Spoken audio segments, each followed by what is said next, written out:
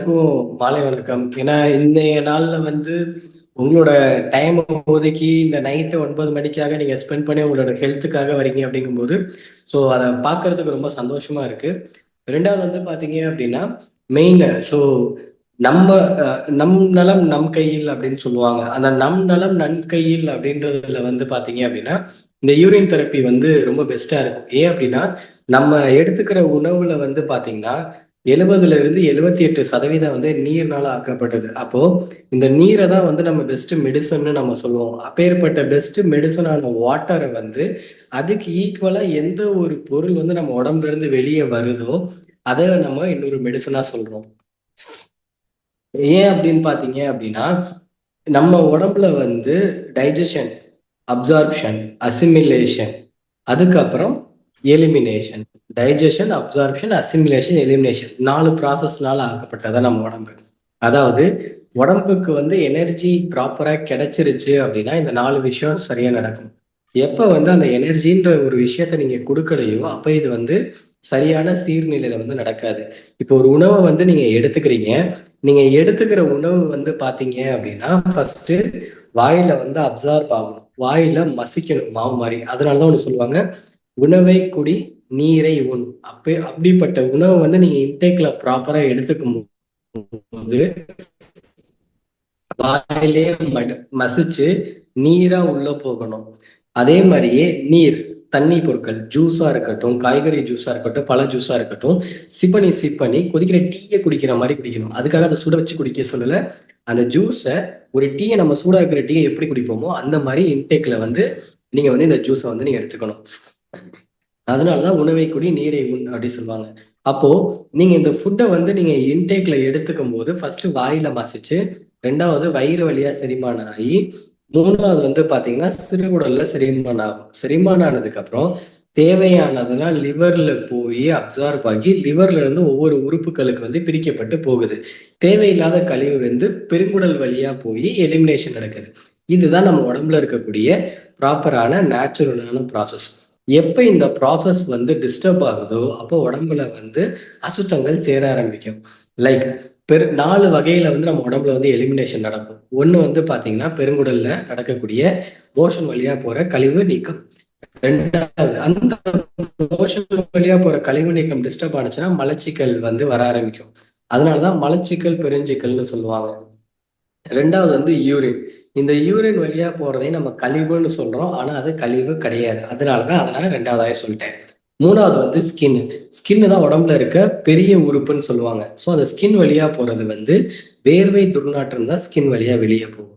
எப்ப ஸ்கின் வழியா அந்த வேர்வை வெளியே போறது வந்து டிஸ்டர்ப் ஆகுதோ அப்ப நுரையீரல் சம்பந்தமான பிரச்சனைகள் வந்து அதிகமா இருக்கு அப்படின்னு சொல்லுவாங்க.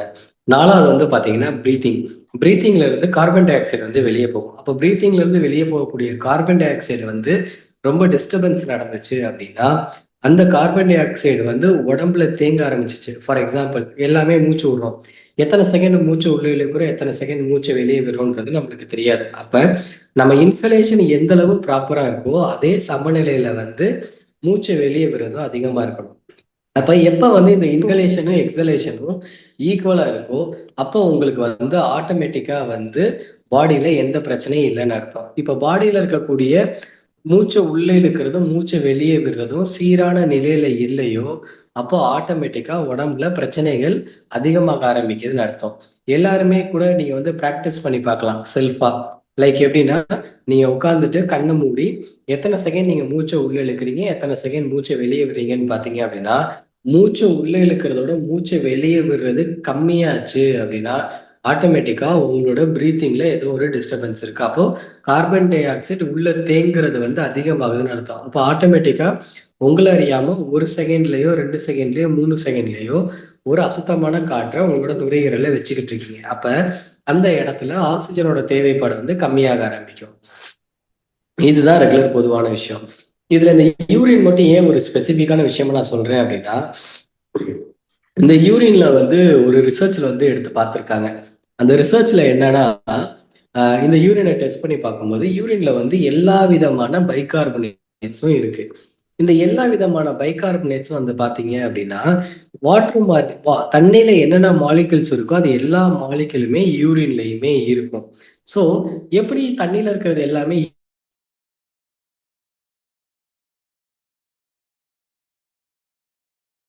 இருக்கு அப்படின்றத வந்து டெஸ்ட் பண்ணி பார்த்திருக்காங்க. தண்ணியில இருக்கக்கூடிய ஈக்குவலான அமௌண்ட் யூரின்ல ப்ரொபோர்ஷன் அதிகமா இருந்திருக்கு. அப்ப யூரின்ல ஏன் அந்த ப்ரொபோர்ஷன் அதிகமா இருக்குன்னு பார்க்கும்போது அந்த மனிதர்களோட உணவு பழக்க வழக்க முறை.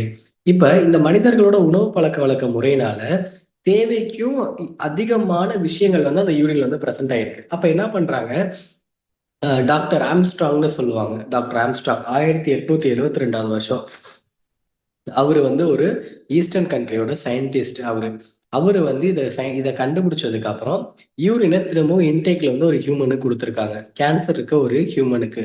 ஸோ அந்த இன்டேக்ல கொடுக்கும்போது அதுவும் தண்ணி தானே, அப்போ வாயில போய் திரும்பவும் டைஜஷன் நடக்கும், வயிறுக்கு போகும், வயிறுல போய் அப்சார்ப் ஆகும், வயிறுல அப்சார்ப் ஆகாது சிறுகுடலுக்கு போகும், சிறுகுடல்ல போய் அப்சார்ப் ஆனது எல்லாமே திரும்பவும் ஒரு விதமான டைஜஷன்ல போய் கிட்னி வழியா நீரா பிரிய ஆரம்பிக்கும். இப்ப இந்த பிரிஞ்சது எல்லாமே என்ன நடக்கும் அப்படின்னு பாத்தீங்க அப்படின்னா யூரின் வழியா திரும்ப வெளியே போகுது.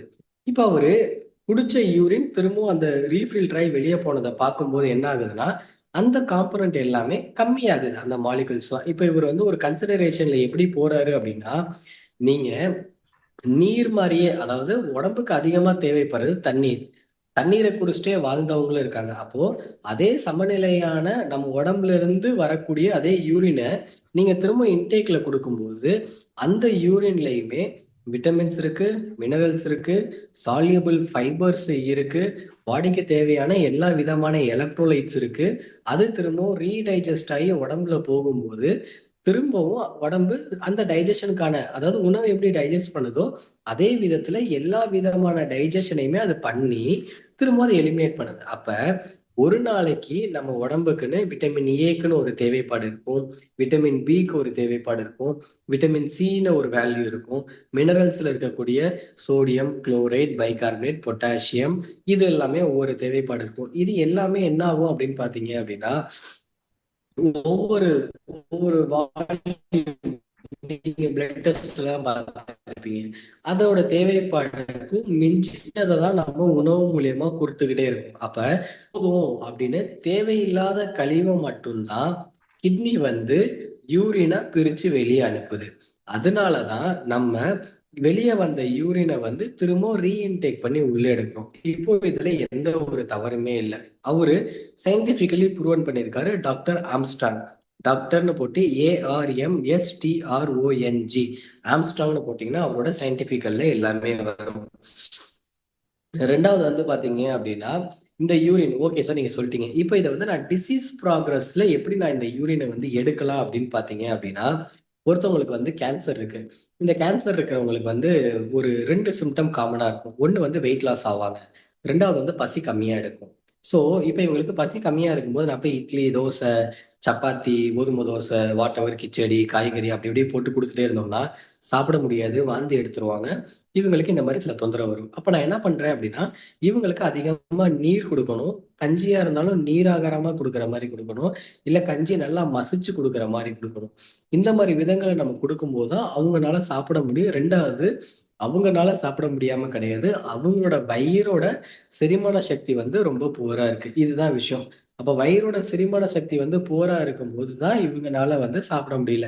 இப்ப இவங்க என்ன பண்றாங்க, திரும்பவும் வந்து இந்த ப்ராசஸ்ல நம்ம யூரினை இவங்களுக்கு வந்து கொடுக்க ஆரம்பிக்கிறோம். இப்ப இவங்க யூரினை எடுக்கிறதுக்கு முன்னாடியே இவங்க என்ன பண்ணணும் அப்படின்னா எய்தர் காய்கறி ஜூஸ் இல்லாட்டி பழ ஜூஸ்ல இருக்கணும் ஒரு நாளைக்கு.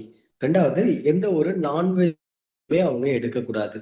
அப்போ இவங்க என்ன பண்ணலாம் அப்படின்னா அடுத்த நாள் காலையில ஒரு பிரம்ம முகூர்த்த டைம் 3 to 5:30 போகக்கூடிய மிடில் யூரினை எடுத்து ஸ்டோர் பண்ணி வச்சுட்டு அந்த யூரினை வந்து பொறுமையா அவங்க குடிக்கணும்.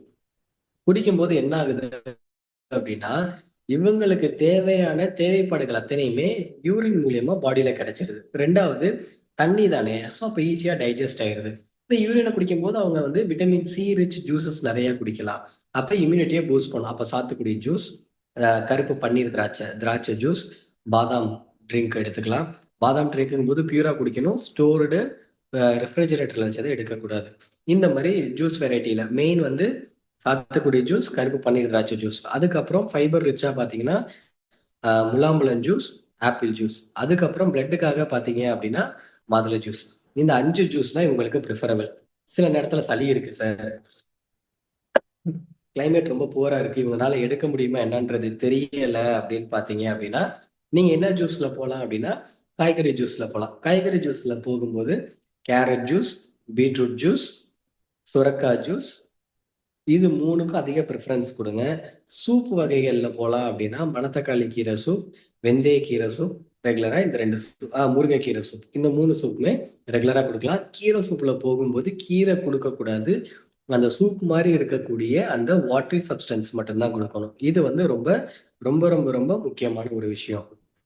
இந்த ப்ராசஸ்ல அந்த கேன்சர் பேஷண்ட் கொடுக்கும்போது என்ன ஆகுது அப்படின்னா அவங்களுக்கு தேவையான ஊட்டச்சத்துக்கள் அத்தனையுமே தண்ணியில கிடைக்குதோ இல்லையோ யூரின்ல கிடைக்குது. ஏன் அப்படின்னா நீங்க யூரின் வந்து வெளியே வரும்போது தண்ணியில இருந்துறது மட்டும் அந்த யூரின்ல கிடையாது. நீங்க எடுத்த உணவு இருக்கு பாத்தீங்களா, அந்த உணவுல இருந்து வந்த சத்துக்கள் கூட யூரின்ல அப்சார்ப் ஆகி தான் அது கிட்னி மூலியமா வெளியே வருது. அப்ப உணவுல இருந்து கிடைச்ச சத்தும் சரி, தண்ணியில இருந்து கிடைச்ச சத்தும் சரி, ரெண்டுமே தான் யூரின் வழியா எலிமினேட் ஆகுது. அப்ப ரெண்டுமே யூரின் வழியா எலிமினேட் ஆகும்போது அந்த யூரினை நீங்க இன்டேக்ல எடுக்கும்போது ஆட்டோமேட்டிக்கா ஒரு உணவு மாதிரிதான் அந்த யூரினுமே உள்ளார போகுது. அப்ப அந்த யூரினை நீங்க குடிக்கும் போது கேன்சர் பேஷண்ட்டுக்கு வந்து என்ன ஆகுதுன்னா அவங்களோட தேவைப்பாடு கம்மியா தான் இருக்கு.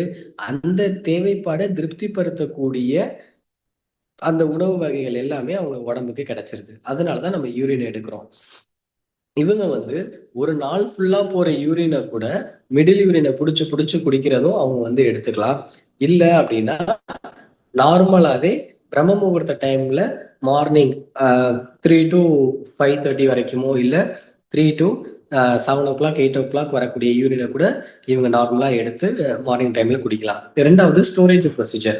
இந்த ஸ்டோரேஜ் ப்ரொசீஜர்ல பார்க்கும்போது யூரினை வந்து எய்தர் கிளாஸ் டம்ளர்ல ஸ்டோர் பண்ணுங்க, கிளாஸ் டம்ளர்னா கண்ணாடி கிளாஸ் டம்ளர்ல ஸ்டோர் பண்ணுங்க. அப்படி இல்லை அப்படின்னா பிளாஸ்டிக் கிளாஸ் யூஸ் பண்ணாதீங்க, மண்பானையில ஸ்டோர் பண்ணுங்க. இந்த 2 விதத்துல மட்டும் யூரினை ஸ்டோர் பண்ணி மிடில் யூரினை ஸ்டோர் பண்ணி இன்டேக்ல வந்து குடிச்சுக்கோங்க. ஸோ இதே யூரினை ஸ்டோர் இதை நீங்க வந்து எடுத்து குடிக்கிறது தான் நான் இப்படி சொன்னேன். ஸ்டோர் பண்றதுனாலுமே ஒரு நாள் போற மிடில் யூரின் எல்லாத்தையுமே நீங்க கண்டினியூஸா எடுத்துக்கிட்டே இருங்க, ஸ்டோர் பண்ணிட்டே இருங்க. ஒரு கிளாஸ் டம்ளர்ல ரிப்பீட்டடா எடுத்துட்டே இருந்துட்டு, ஃபார் எக்ஸாம்பிள் அவங்களுக்கு வந்து பிரஸ்ட் கேன்சர் இருந்துச்சுன்னா ஒரு காடா துணி எடுத்து அந்த யூரினை நனைச்சு அந்த நெஞ்சு மேல போட்டுக்கோங்க. இதுவே அவங்களுக்கு ஸ்டொமக் கேன்சர் இருந்துச்சுன்னா வயிறு இருக்க ஏரியால போட்டுக்கோங்க. ஹீட் அதிகமா இருக்கு, பிளட் கேன்சரா இருக்கு அப்படின்னா தொப்புள்ள அந்த யூரினா டிராப்லெட்டா விட்டு வயிறு ஃபுல்லாமே அந்த யூரின் அப்ளை பண்ணிக்கோங்க. அப்போ எந்த இடத்துல அந்த கேன்சர் ஸ்டேஜ் இருக்கோ அந்த இடத்துக்கு ஏத்த மாதிரி நீங்க வந்து அந்த அப்ளிகேஷனை வந்து போட்டுக்கலாம். இதுக்கப்புறம் பாத்தீங்க அப்படின்னா வந்து யூரினோட எடுக்கிறதுக்கு முன்னாடி என்ன மாதிரியான உணவுகளை நீங்க எடுக்கணும் அப்படின்னு, அசிடிக் ஃபுட் எடுக்கவே கூடாது. அசிடிக் ஃபுட்னா எதை மீன் பண்றேன் அப்படின்னா நீங்க யூரின் தெரப்பி ஃபாலோ பண்ண போறீங்கன்னு தெரிஞ்சிருச்சுன்னா கம்பல்சரி ஃப்ரைடு ஃபுட்டோ நான்வெஜ் ஃபுட்டோ காரமான உணவுகள் இது 3ஐயுமே தவிர்க்கணும். எண்ணெயில பொரிச்ச உணவுகளை எடுக்கக்கூடாது. நாளைக்கு அதாவது நான் வந்து ஞாயிற்றுக்கிழமையில இருந்து யூரின் தெரப்பி ஃபாலோ பண்ண போறேன் அப்படின்னா இன்னைக்கு வெள்ளிக்கிழமை நைட்டுமே வேக வச்ச காய்கறி அந்த மாதிரி எடுத்துக்கோங்க. நாளைக்கு ஃபுல்லா முடிஞ்ச அளவுக்கு வந்து பழ ஜூஸ் இல்லாட்டி காய்கறி ஜூஸ் எடுத்துக்கோங்க.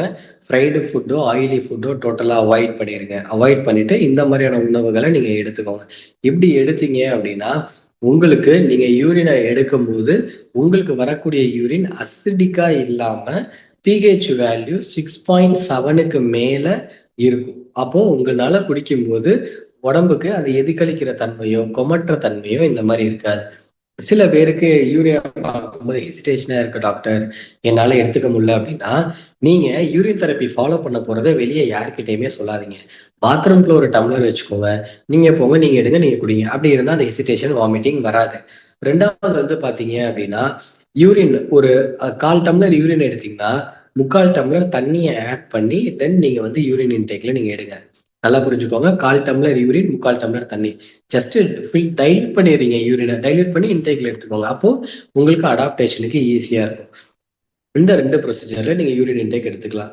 நீங்க வெளியே சொல்றதுக்கு சங்கடமா இருக்குன்னு நினைச்சிட்டு நீங்க யூரின் எடுக்கிறத வெளியே யார்கிட்டயுமே சொல்லாதீங்க. பிராக்டிஸா யூரினை வந்து ஃபாலோ பண்ணுங்க. கேன்சர் பேஷண்ட், ஸ்கின் டிசீஸ் இருக்க பேஷண்ட் யூரினை இன்டேக்லையும் எடுக்கலாம், வெளியேயுமே டைரக்டா ஸ்கின்ல எந்த இடத்துல பிரச்சனை இருக்கோ அந்த இடத்துல நீங்க டைரக்டாவே அப்ளை பண்ணிக்கலாம். ஸோ எந்த ஒரு ட்ரபிளுமே கிடையாது இந்த 2 விஷயத்துல. 2வது நேச்சுரோபதி. இந்த நேச்சுரோபதிக்கு யூரின் தெரபிக்கு என்ன சார் வித்தியாசம் அப்படின்னு பாத்தீங்கன்னா, உணவே மருந்து, மருந்தே உணவு.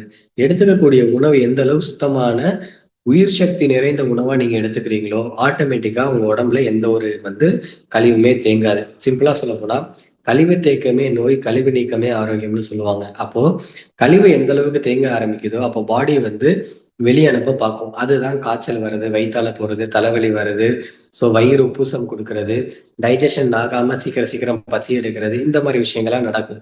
நம்ம என்ன பண்ணுவோம், டக்குன்னு மாத்திரையை போட்டு சப்ஸ்டைட் பண்ணிடுவோம். இல்ல வெயிட் அன்யூச்சுவலா ஏறுது அப்படின்னா அதையும் கவனிச்சுக்க மாட்டோம். ஸோ இப்ப என்ன ஆகும்னா, உடம்பு அக்யூட் ஸ்டேஜ்ல இருந்து கிரானிக் ஸ்டேஜுக்கு போக ஆரம்பிக்கும். அப்ப அந்த கிரானிக் ஸ்டேஜுக்கு போக ஆரம்பிக்கும் போது என்ன ஆகும் அப்படின்னா, தாங்க முடியாத பிரச்சனையை கொடுக்க ஆரம்பிக்கும். இப்ப இந்த தாங்க முடியாத பிரச்சனை வரும்போது என்ன ஆகும் அப்படின்னா, நம்ம ஆட்டோமேட்டிக்கா ஒரு மெடிக்கேஷன் எடுக்கக்கூடிய சூழ்நிலைக்கு தள்ளப்பட்டுருவோம். அப்ப அந்த மெடிக்கேஷன் எடுக்கிற சூழ்நிலைக்கு தள்ளப்பட்டதுக்கு அப்புறம் என்ன ஆகும், வேற வழியே இல்லாம மருந்து மாத்திரை போடக்கூடிய சூழ்நிலை வந்துடும். அப்ப நம்ம பாடிக்குன்னு ஒரு ஸ்பேஸ் கொடுத்து அந்த ஸ்பேஸ நம்ம யூட்டிலைஸ் பண்ணி ஹீலிங் பண்ண ஆரம்பிக்கணும். எந்த ஒரு நாயுமே ரோட்ல ஆக்சிடென்ட் ஆனா கூட ஒரு டாக்டரை தேடி போறது கிடையாது. எந்த ஒரு காட்டு விலங்குமே அடிபட்டா டாக்டரை தேடி போறது கிடையாது. நல்லா யோசிச்சு பாருங்க. ஆனா நம்ம தான் ஒரு தலைவலி வந்தாலும் சரி, வாந்தி வந்தாலும் சரி, உடம்புக்கு சின்னதா காய்ச்சல் வந்தாலும் சரி, உடனே டாக்டர் தேடி போறோம், மருந்து மாத்திரை போட்டுக்கிறோம். நாய் பாருங்க, கால் உடைச்சதுக்கு அப்புறம் எச்சியை வச்சுதான் நக்கிட்டே இருக்கும். ஆனா விதின் நாய்க்கு எலும்பு கூடியிருமே, நாய் நல்லா தானே நடக்குது. நம்ம ஏன் அதுவும் நம்மள மாதிரி விலங்குதான். அறிவு மட்டும்தான் வேற. ஆனா உடல் சூழ்நிலைகள் எந்த அளவு நம்ம உடல் சூழ்நிலையை புரிஞ்சு இந்த உணவை எடுத்துட்டு இப்படி பண்றோமோ, அப்போ பாடியில எந்த ஒரு ட்ரபிளுமே வராது. அப்போ என்ன மாதிரியான உணவுலாம் எடுக்கலாம் சார் அப்படின்னா, பழம், காய்கறிகள், காய்கனியே சிறந்த மருந்து அப்படின்னு சொல்லுவாங்க. அதாவது ஒரு சிம்பிளா சொல்ல போனோம்னா, வாழ்வை வளமாக்கும் வாழைத்தண்டு அப்படின்னு சொல்லுவாங்க. அப்போ அந்த வாழைத்தண்டை பாத்தீங்கன்னா, அந்த வாழைத்தண்டுல ஏ டு இசட் அதுல இருக்கிறது எல்லாமே நம்மளுக்கு மெடிசனல் ப்ராப்பர்ட்டி தான்.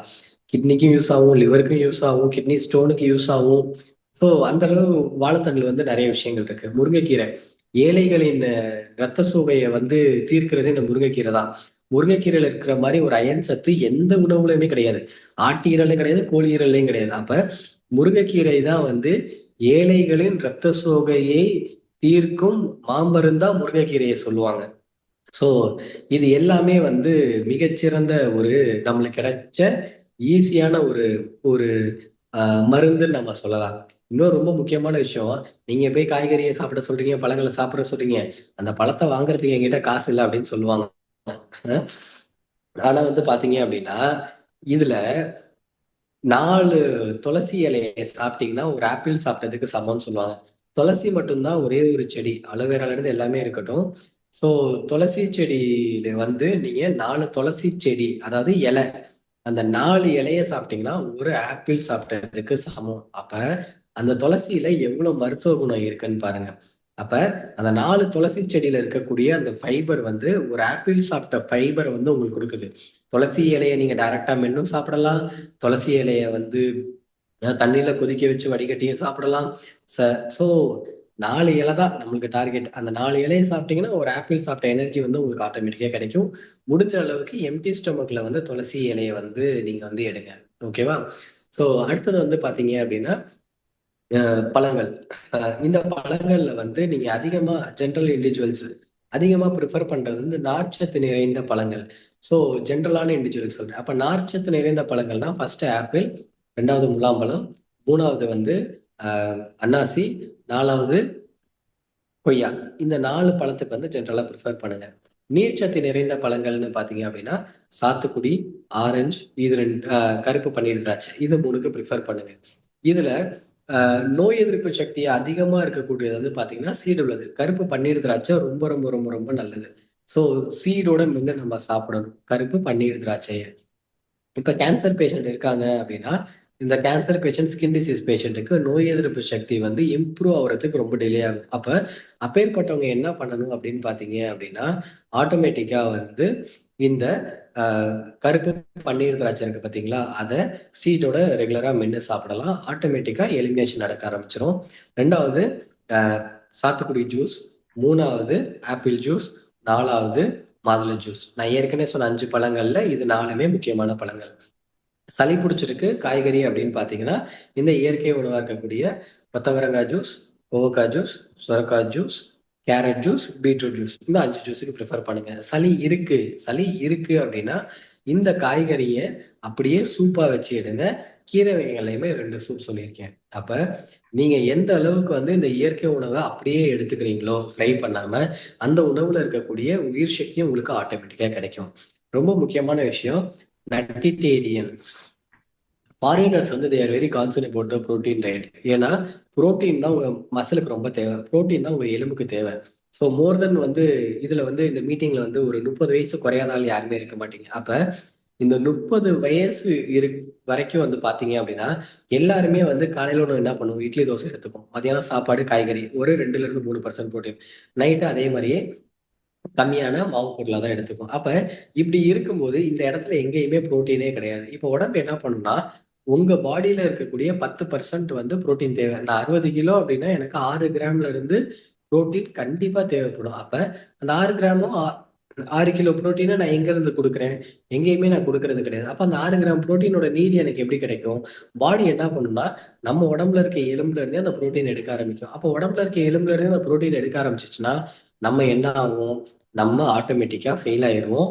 எலும்பு தேய்மானம் வர ஆரம்பிக்கும், இன்ஃபெக்ஷன் வரும், இன்ஃப்ளமேஷன் வரும், டீஜெனரேஷன் வரும்.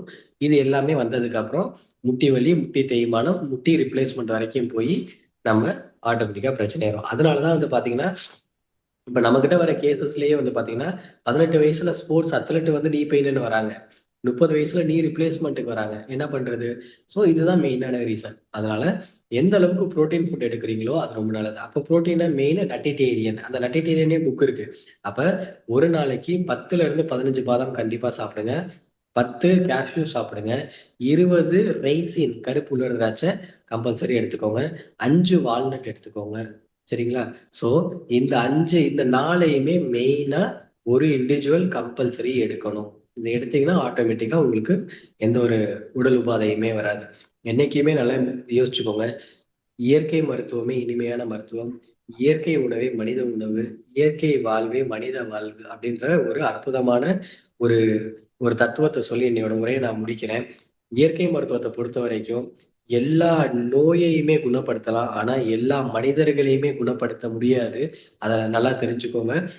ஸோ இந்த இயற்கை மருத்துவ விஷயங்களை நீங்க ஃபாலோ பண்ணுவீங்க நான் நம்புறேன். நான் உங்களோட டாக்டர் ஆர் கௌதம், ஸ்ரீ சக்கரா இயற்கை யோகா மற்றும் அக்குபங்க்சர் மருத்துவமனையில இருந்து. நான் 2018 ஜேஎஸ்எஸ் இயற்கை யோகா மற்றும் அக்குபங்க்சர் மருத்துவ கல்லூரியில படிப்பை முடிச்சேன். திருச்சியில வந்து நாங்க ஒரு 2 இயர்ஸா வந்து ஹாஸ்பிட்டல் ரன் பண்ணிக்கிட்டு இருக்கோம். இங்க அதிகமா cancer, kidney failure patient, urine therapy கொடுத்து ரெக்கவர் பண்ணியிருக்கோம். ஸோ இது வந்து ஸ்பெஷலைஸ்டா நம்ம பண்றது. மித்தபடி இருக்கக்கூடிய எல்லா விதமான நோய் வந்தாலும், அதாவது எந்த நோய்கள் வந்தாலுமே நம்ம வந்து உணவு பழக்க வழக்க முறை, யோகா, யோகா, உணவு பழக்க வழக்க முறை, அக்குபங்க்சர், பிசியோதெரப்பி, ஸோ இதை மட்டுமே கொடுத்து அவங்க வழியை வந்து நாங்க வந்து ரெக்கவர் பண்ணி கொடுக்குறோம். யோகாவுமே ஜென்ரலைஸ்டா சொல்லி தரதோட ஸ்பெசிஃபிக்கான யோகா ப்ராக்டிஸ், படுத்த படுக்கையில இருக்கிறவங்களும் யோகா பண்ணக்கூடிய அந்த யோகா பயிற்சி முறையுமே நம்ம சொல்லி கொடுத்துக்கிட்டு இருக்கோம். ஸோ ஏதாவது டவுட்ஸ் இருந்தாலும் நீங்க என்னை கான்டாக்ட் பண்ணலாம்.